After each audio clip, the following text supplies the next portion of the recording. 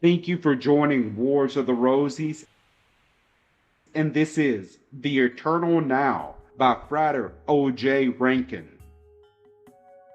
An article from Rosicrucian Digest, Volume 18, Number 10, November 1940. The Eternal Now by Frater O.J. Rankin. The quickest and surest way to grow old is to acquire the habit of meditating on past events and of measuring distances between the thens and nows. Cognizance of passing time reacts on the body and brings on old age. Old thoughts as well as new thoughts are overruled by the law of cause and effect. Old thoughts make old bodies. Man ages every time he thinks he is aging, but if he holds the thought that there is only one milestone in his life, the one where he is now, and allows this thought to establish itself in the subconscious, then time will stand still and he will be relatively free from its so-called ravages. Many are as old as they are because they have not learned right thinking before. Most of these stop growing old to permit of their spiritual selves growing greater. Wrinkles are thoughts, railway lines leading back to the past, where the train of thought is resting on some weed-choked siding. When hearts and minds are shunted off the main line of life back onto the sidings of the past, how can they express themselves in the present or future?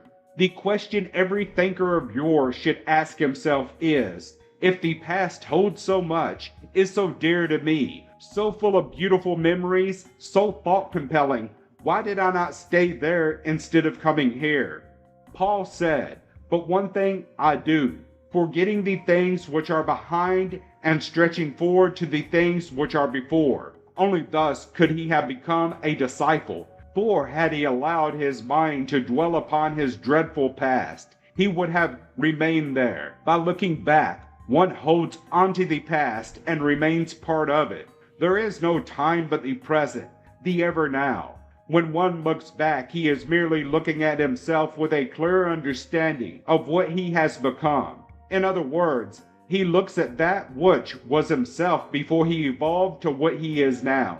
Time, or rather the sense of time, is coexistent with matter and non-existent with spirit. We say that Christ lived and died 2,000 years ago, but the real Christ is a spiritual entity which always is and will still be, without change 10,000 years hence. We look back to the period when this great spiritual power was concentrated for a time in the one man, Jesus. But that period is merely our conception of one phase, or one expression of the Christ Spirit as we remember it, as we sensed it. Perhaps we became part of it 2,000 Earth years ago. Our present physical selves see only the unreal, the material, illusionary, and time-limited phases of Christ's appearance, which, being temporal, past, but the real remains eternally real. And we shall see this in all its splendor and fullness when, sometimes in what we call the future, we grow as big as it ourselves.